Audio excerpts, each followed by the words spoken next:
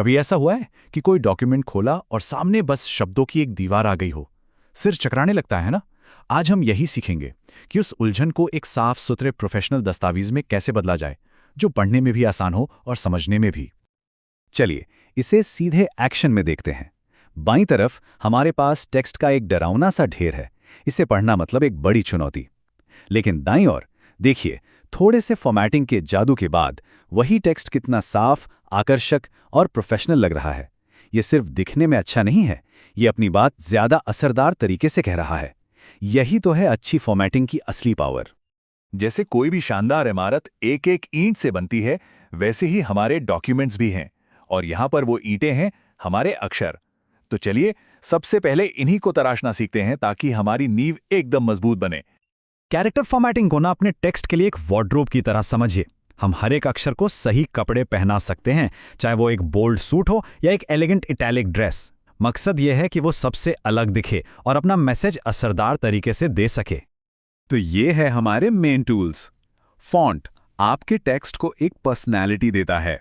सोचिए, times new Roman कितना formal लगता है, वहीं कॉमिक सेंस कितना चंचल है। साइज से ये तय होता है कि हर कोई इसे आसानी से पढ़ सके। और स्टाइल, जैसे कि बोल्ड और इटैलिक, आपके शब्दों को एक आवाज देते हैं, एक टोन देते हैं। बोल्ड टेक्स्ट ये तो सीधा सीधा चिल्लाता है, मुझे देखो। बस एक Ctrl+B दबाइए और शब्द पेज से उछलकर बाहर आ जाते हैं। इससे ये पक्का हो जाता है कि सबसे जरूरी बातें कभी नजर से न चूकें। और इटैलिक Ctrl+I के साथ, ये एक हल्की सी फुसफुसाहट है, एक कोमल सा झुकाव जो किसी बात पर जरा सोच समझकर जोर देता है। किसी टाइटल को बताने के लिए या किसी शब्द को थोड़ा सा स्टाइलिश टच देने के लिए ये एकदम परफेक्ट है। और फिर आता है अंडरलाइन, Ctrl+U। ये एक सीधे सीधे पॉइंटर की तरह है। हाँ, पहले इसे भी जोर देने के लिए इस्तेमाल करते थे, लेकिन आज इसका सबसे बड़ा काम है एक वेब लिंक की तरफ इशारा करना, जिससे हमारा डॉक्यूमेंट और भी इंटरैक्टिव बन जाता है। अच्छा, तो हमने अपनी ईंटें तो तराश लीं, अब वक्त है दीवारें बनाने का।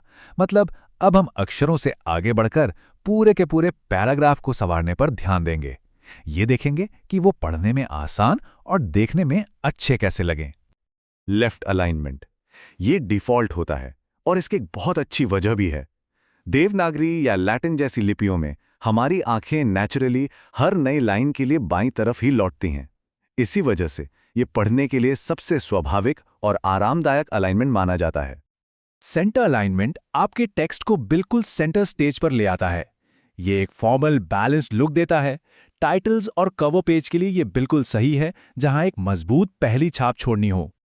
राइट अलाइनमेंट उतना कॉमन नहीं है, लेकिन कुछ खास कामों के लिए यह बहुत ज़रूरी है।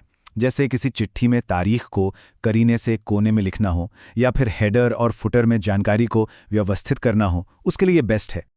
और जस्टिफाई अलाइनमेंट, ये आपके टेक्स्ट को एक साफ सुथरा, बिल्कुल तराशा हुआ लुक देता है, जैसे एक सलीके से रखी गई ईंटों की दीवार। आपने इसे किताबों और अखबारों में जरूर देखा होगा। ये एक बहुत ही फॉर्मल और स्ट्रक्चर्ड फील देता है।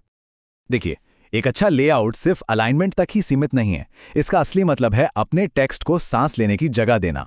होम टैब के पैराग्राफ ग्रुप में स्पेसिंग को एडजस्ट करके हम एक भीड़ भरे मेट्रो के डिब्बे को एक खुले हवादार कमरे में बदल सकते हैं। इससे पढ़ने वाले को जानकारी को आराम से समझने का मौका मिलता है। चलिए, अब जब हम बेसिक बातें जान गए हैं, तो थोड़ी रफ्तार बढ़ाते हैं।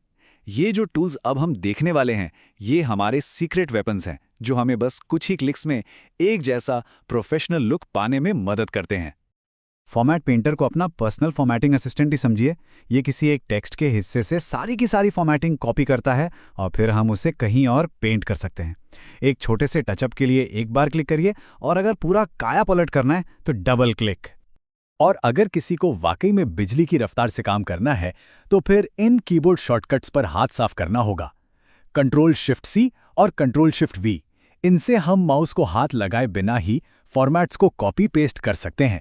इससे हमारा काम बहुत ही स्मूथ और तेज हो जाता है। और आखिर में चलिए अपने डॉक्यूमेंट को थोड़े गहनों से सजाते हैं।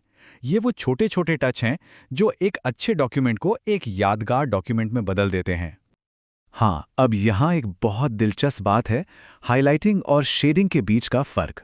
देखिए, हाइलाइटिंग बिल्कुल एक मार्कर पेन चलाने जैसा है जो सिर्फ टेक्स्ट के ठीक पीछे रंग भरता है। वहीं दूसरी तरफ शेडिंग पूरे के पूरे पैराग्राफ या चुने हुए एरिया को एक बैकग्राउंड कलर या पैटर्न से भर देती है, जिससे एक ब्लॉक जैसा इफेक्ट बनता है। मान लीजिए किसी जरूरी कोट या डेटा पर ध्यान खींचना है, तो बॉर्डर्स एक फ्रेम की तरह काम करते हैं जो पढ़ने वाले की नज़र को ठीक उसी जगह ले जाते हैं जहां हम चाहते हैं। एक पतली सी लाइन से लेकर एक सजे धजे बॉक्स तक हम अपने डॉक्यूमेंट में विजुअल इंटरेस्ट और क्लैरिटी दोनों जोड़ सकते हैं। हमारा कीबोर्ड तो बस टिप ऑफ द आइसबर्ग है। इसके नीचे सिंबल्स का एक पूरा खजाना छिपा है, कॉपीराइट और ट्रेडमार्क से लेकर अलग अलग करेंसीज और गणित के चिन्हों तक। इन सिंबल्स का इस्तेमाल करने से काम में एक प्रोफेशनलिज्म और सटीकता की एक अलग ही लेयर जुड़ जाती है। और इन खास कैरेक्टर्स तक पहुंचना बहुत आसान है। बस इंसर्ट टैब पर जाइए और सिंबल पर क्लिक कर दीजिए। ये रास्ता सैकड़ों कैरेक्टर्स का दरवाजा खोलता है, गणित के ऑपरेटर से लेकर विंगडिंग्स जैसे फॉन्ट्स के सजावटी सिंबल्स तक। एक महान डिजाइनर ने एक बार कहा था, अच्छी फॉर्मेटिंग वो है जो नजर ही ना आए, और बुरी फॉर्मेटिंग वो है जिसके सिवा कुछ नजर ना आए। तो हमारा लक्ष्य भी यही है, अपनी फॉर्मेटिंग को इतना सहज बना देना कि वो लगभग गायब हो जाए और पीछे रह जाए सिर्फ हमारा पावरफुल मैसेज। तो अब हमारे पास सारे टूल्स हैं। सवाल ये है, अब किसी के दस्तावेज उसके बारे में क्या कहेंगे? याद रखिए, क्या कहा गया है ये तो जरूरी है ही, लेकिन उसे कैसे कहा गया है ये सब कुछ बदल सकता है।